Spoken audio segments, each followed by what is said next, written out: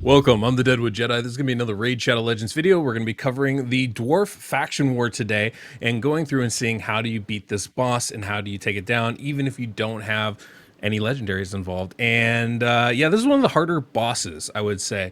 And to beat it, you're going to need a couple specific things to make it happen. But definitely these kind of champions, this kind of the ability to do this is definitely available for everybody out there. So it's not that bad in that sense. So anyway, let's go ahead and take a quick look. I really appreciate you coming by to watch this video, and if you enjoy it, don't forget to hit that subscribe button down below, the notification bell so you don't miss the next one. And of course, if you enjoyed today's music, we have that Soundstripe link down below in the pinned comment description of this video, along with my code Deadwood Jedi to save yourself 15%. And of course, if you're looking for account work, you can find that on my website, deadwoodjedi.com.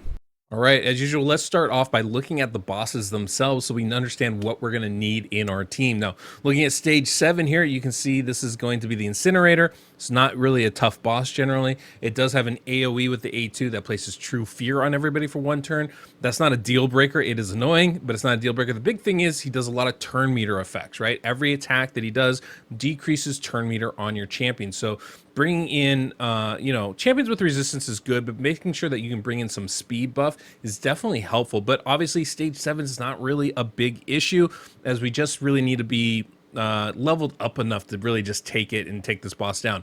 Never has a lot of HP, so beating him down pretty quickly shouldn't be too much of an issue. Obviously, we're all at different stages in this game, but if you're looking to beat faction wars, this one is just a matter of time. That's the nature of stage 7. Now, stage 14, the Protector, always is going to be a little bit tougher. This one has an AoE on the A1 that places fear for 1 turn. That's definitely annoying, but it's not true fear, so at least your skills aren't completely being reduced and going on cooldown if you miss. The A2 is a revive, so he's going to revive the minions on his side, and then the A3 is going to be basically an ally attack ability. Now, I find the best way to do this is ignore the minions on the side and just focus down on the boss, because if you don't, what's going to end up happening is the boss is going to get a block damage buff from that A3 skill. He's going to revive them anyway, and you're mostly just wasting your attacks on these minions on the side here. The better approach is just to take down the boss directly. So you just need to make sure you're bringing enough survivability so that the minions aren't doing too much damage and killing you along the way. And if you can do that, you should be in good shape. Now, obviously, with the fear, having a block debuff or a cleanse is definitely going to be helpful for your team as well.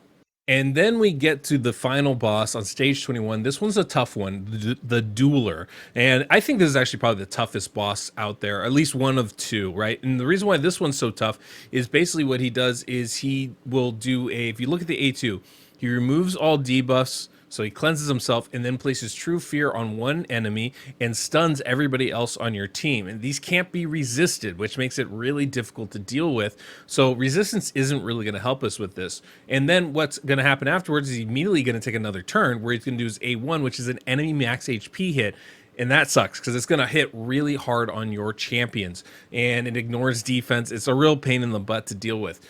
And so, dealing with this can be really tough. Plus, he increases his turn meter for every percent of HP that he loses. And so there's a lot of factors going in on this. How do we deal with this? Well, one, we need to be able to survive that AoE attack, right? The fear into the stun, into the single target hits, right? So the AoE attack is a true fear, basically. It's a debuff kind of attack. Stuns everybody, true fears 1, and then attacks that champion that was just true feared.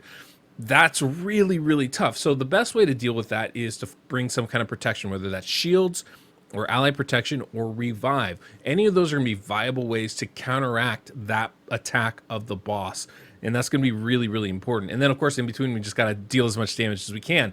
The other way to deal with this is to bring in block debuffs, not allow the stun or the fear to land on us. That'll help us survive the hits that are coming through, but more importantly, will allow us to get enough attacks in afterwards, right? And so that we're not losing turn after turn after turn. And I think that's actually really, really important, because even though we're stunned, the boss is still going to take their turn. They get an extra turn, whatever, but then they go. But then if we're all stunned, that means the boss goes again. So we're basically taking 2 hits for every 1 we get to get out there. That's going to be a problem. So bringing block debuffs, cleanse, I think is really valuable. Not to mention bringing in revive, I think is actually really, really important. or ally protection and up as much as possible. So those are kind of the skills that we're going to be looking at, in addition to damage, and then of course some CC for the waves themselves. So let's take a moment and look at the champions in the Dwarves so we get an idea of what's going to be helpful for us. Obviously, the legendaries are some of the best legendaries in this game. Definitely, if you have some of these, I would bring them to the fight. They're going to be really helpful. Champions like Molly, Underpriest Brogni, even Goffred are going to be incredibly valuable for you. So if you have any of these champions, they're probably going to be a really big help, and I would recommend bringing them in. Now, as far as dealing with the boss themselves, there's a couple champions that are going to be really key, and I would really point these out for you. One, Rearguard Sergeant, absolutely amazing. If you have two of them, a double Rearguard Sergeant strat is an excellent way to get through stage 21 without any issues. Keeping ally protection on all your champions all the time means those max HP hits are really only doing half the damage, and your champions can survive it, and that's key. Not to mention the fact that Rearguard Sergeant is a survive champ, right? Defense, HP, and will bring you good debuffs and decreased defense and decreased attack, as well as healing, which is really important to heal back up. Another champion I would look at a lot is Melga. You don't even really need a 6-star. As long as you can build her to survive, she is going to give you a nice shield, which will help with those hits, as well as revive. Again, a very important stat to bring to the table. So Melga I find to be really, really valuable. Another one that I want to point out is Demitha, because Demitha's amazing. Not only does she have one of the strongest heals in this game, but obviously that block damage ability is vital, as is the fact she can extend the duration of buffs. So you can pair her with champions like Rearguard Sergeant and enable you to keep things like ally protection up for the majority of the fight. Now, here's the problem with these epics. There's only one ally protection champion in Rearguard Sergeant. There's only one block damage champion in Demitha. There's only one reviver in Melga. So your options are fairly limited, but those aren't the only champions that are good for this boss.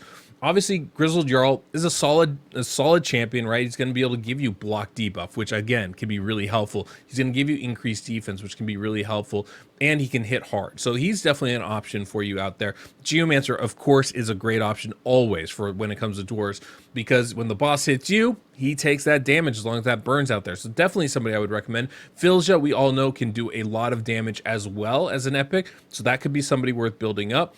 Another champion that I really like, actually, Runekeeper Dazzler. Gives you nice turn meter, gives you a nice heal, gives you an attack buff, so everybody else is going to hit hard. That's definitely somebody I would recommend. Those are the ones I recommend mostly. I know a lot of people are able to use Gala long raids because she gets extra turns when she kills somebody. Using her for the waves can be really effective. Ragnar hits really hard, but he's pretty weak, so it's not generally somebody I would recommend necessarily bringing in.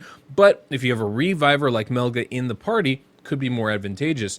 The good thing about this faction, I will say, even though we don't have a lot of epics to choose from, there are some really good rares to choose from here. One of them that I like a lot is actually Avir the Archmage. I think Avir is phenomenal for this. He gives you a heal, he gives you turn meter boost. I think it's turn meter boost. Let's double check. There it is. Yep, turn meter boost and heal, which is really nice. He has the decrease attack, which is great. Decrease speed if they're under poison, and a poison on his A1. So he brings a lot of things to the table. He's not the best champion by any means, but as a rare, I think pretty darn solid. There are plenty of solid rare champions, though, that can be of use. Even somebody like Kurzad, who will give you an increased attack or increased accuracy buff and decreased speed. We're using a lot on the Iron Twins right now. He could be really helpful for this. Champions like Bulwark is great. He has a HP burn, he has a weaken, but also he has just a nice aura about him. He's a very good champion, and he's got this nice passive to extend the duration of debuffs on people. But a lot of these rares actually can hit pretty darn hard. We're talking about Dilgol. We're talking about, I think, Perforator can hit decently hard. There's a couple of these are definitely worth looking at and building up. Now, for my money, I would say Avir's probably the best one here, right? Bulwark's an option, Kurzad's an option, but none of these are like game changing per se. If you have the epics, I would probably lean towards using the epics, but you know, definitely take a look at the stats, the skills that these champions have, because many of them can be really helpful for you. So I just took a moment and checked the rare champions again, just to point out a couple ones that might be helpful for you. One of them is going to be Grumbler, and the reason why is he has an ally protection ability. It can be booked down to a 3-turn cooldown. This can actually be really helpful for you. Like I said, if you don't have Rearguard Sergeant, this might be a great way to go. Now, the heal reduction, the shield, I mean, those are all solid skills, but nothing really to write home about. It's really that ally protection that can be very useful. I do know also I'm pretty positive there used to be a strategy involving Hatchet Slinger, letting him be the one taking the attacks because he can give himself an unkillable buff for on a 4-turn cooldown for 2 turns, which is pretty solid having that on a single target. So that might be an alternative for you as well. Not my favorite, and not probably not one I would recommend because I don't think you're really going to use Hatchet Slinger anywhere else ever. And so that's probably not something I would recommend, but it is an option for you. You know, just making sure he has the least amount of defense should make him a somewhat viable target for the boss. Also making sure there's some continuous healing, so he always has at least 15% HP. You know, the same rules kind of apply as with clan boss. That could be an option for you, but I've never run that, so I can't swear to that as a strategy. But generally, you're going to want to try and stick with these epic champions. I think is going to be your best bet. Now, of course, you know, it's not just about the boss himself. We do need to get through the waves. And so CC skills are very valuable to have. There aren't a lot of them in here. I know Cornelia loves doing a lot of sleep stuff, which is always really helpful, right? And that can be one way to kind of get through it. But I think your best bet is just to build tanky and survivable, right? If you can get Melg, if you can get Rearguard Sergeant, you're going to be in pretty good shape as far as being able to deal with the damage that's coming from the enemy. And so just kind of trying to hit them hard enough, hit them fast enough should work pretty good. So this is the team that I'm going to be bringing in, right? We've got Melga for the revive, Geomancer obviously to reflect a lot of that damage, Rearguard Sergeant. I have a Demitha. This is probably not a free-to-play Demitha. In fact, you know what? I'm going to go ahead and switch it out. I'm going to bring in the Demitha I use for Iron Golem. It's a much more reasonable speed, I think. Actually probably going really slow. It's like 170 speed on her. So it's a more reasonable type of build for many of you that are going to be doing this. And we have a Veer, the Archmage. You'll notice my Melga is only level 50. I don't need her crazy high stats to be able to make this work because her job is just survive and then revive when necessary. So I'm going to go ahead and bring this team in. It might be a little bit more sketchy having a slower Demitha in here. I was using one that I used to run for Clan Boss, so really fast, but I think this should work just fine. Obviously, my Geomancer is set up for Hydra, so definitely a faster version of it. But there we go. Getting into it here, you can see we got the ally protection. We've got so much healing going on there. That's the advantage of having Demitha, Rearguard Sergeant. There's a lot of potential to be able to survive this, right? So the damage we're taking is not that considerable, and we have plenty of healing to make up for it as needed. We get a little turn meter control with the Veer being able to, you know, speed us up, not to mention a little bit extra healing on top of that. But I don't even know that we necessarily need him. We could probably substitute almost any other champion to bring in here, but as always, I'd like to bring in a rare just to show this is very capable regardless of the champions you have, right? There's obviously some limitations, but generally you're going to be able to get through it. And look, we get the ally protection back up again, right? Almost right away. So we're going to have that up almost the entire fight, and that's really going to do a lot for helping keep us alive here and keeping us effective in our approach. So that's the team. I'll let you guys kind of watch as we get through the waves here. This wave is not really much of an issue generally. The one champion we need to watch out for is Broadma, who will revive us, and then there's a Vras that can heal the enemy. So taking those two down first is usually my preferred strategy. But also we have to make sure in the second wave where we face a Maneater, where we face a Steel Skull, and we face a Norog, that we are being careful, one, that Norog doesn't block buff us, because that will really impact our healing abilities here.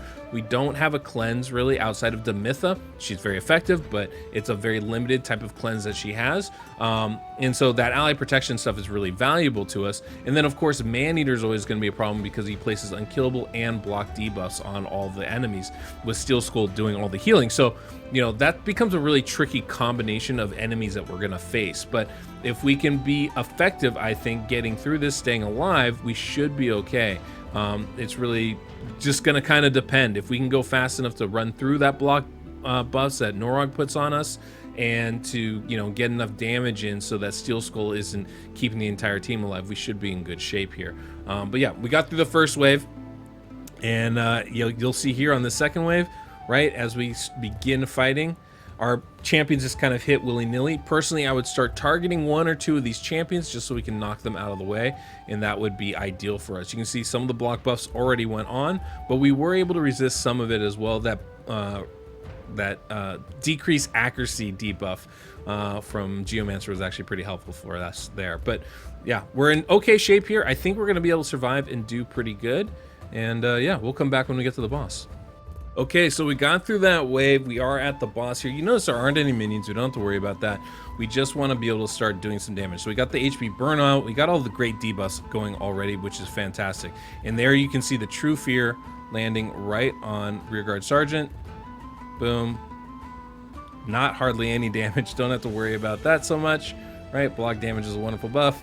And everybody, of course, did get stunned. We can't resist that. So we just kind of have to try our best to deal with this as much as we can. But getting that ally protection out, look at all that continuous healing. Even the shields there are really, really valuable as far as helping to reduce the damage that we're taking from the boss here. And after that, we're just kind of absorbing and going, right? You can see it didn't even hurt a Veer there. That big hit that was landed, it's not that much of an issue when you have ally protection out there. That's really a massive way to go about doing it, and I think the preferred way. Obviously block damage is great too, right? And that can be a really good way to, you know, limit the damage that we take, but it shouldn't really matter too much here. Boom, there's that hit. It's significant, definitely hits hard, but we were able to survive it. Even there, again, Avir's taking a lot of damage off that A1 from the enemy, but we get the continuous heals, we get the shield out there, and all of a sudden, even with that damage, he's able to survive yet another hit, which is, of course, crucial to everything. And so the question is, can we do enough damage? We did. We beat him down before he was able to kill anybody. And that's the team. That's how you make it work. You can, I mean, you'll notice we didn't have any revive from Melga. Just really utilizing her shield was very valuable for us surviving that attack. And I think that's one of the approaches you want to take with this. Now, obviously, if you're not as tanky and as tough as my team is, you can absolutely bring in some CC, right? As you have AoE attack champions, like we had Avir in here, we had Melga in here. You don't necessarily need them. Even Demitha, amazing champion, but don't necessarily need her either. You can definitely mix up those spots. Geomancer was one of our main sources of damage for this. He's a very good damage dealing champion, but he's not essential. The one champion that I really recommend though is Rearguard Sergeant. So I can start by showing you the champions. We'll start here with the Mytha. You can see I have kind of some mixed sets on her. This is what I'm using right now for Iron Twins. 168 speed, very slow. I do have her built real tanky with a lot of defense and HP, but just so she doesn't die is the big thing, right? All I need her to do is place the buffs and extend the buffs, and that's it. Even her masteries, I have 0 masteries on her. Absolutely none. Don't necessarily need it. Now, the one strong champion I have with this team is going to be Geomancer. Geomancer is, of course, very strong because I have him built for Hydra. That's just the name of that game, right? So 250 speed is insane, 100% crit rate, not a crazy crit damage, but obviously really good accuracy, solid defense, solid HP. He's going to survive for us, and you can see the masteries offense and defensive tree here. Because he does have an AoE on his A1 skill, putting him in something like a provoke set or especially a stun set, I think could be really helpful and help you with the waves if you're struggling there. I think that would be an excellent approach to it. He doesn't need good damage on his own stats. That's not vital to him. The big thing for him is landing that HP burn and letting the enemy do the damage to themselves. That's actually one of the better ways to go about doing this. So you don't really have to build his damage stats up super high if you're really struggling with this kind of boss. And then next on our list is Rearguard Sergeant.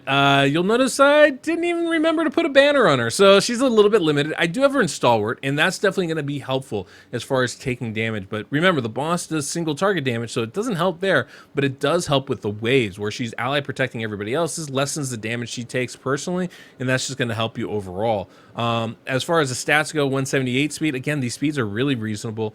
You know, 3,400 defense, 67,000 HP. Maybe those stats are a little bit high for you, but they should be something that you can, you know, attain this with enough time and gear. You don't need all this stats, I don't think, to be fully successful.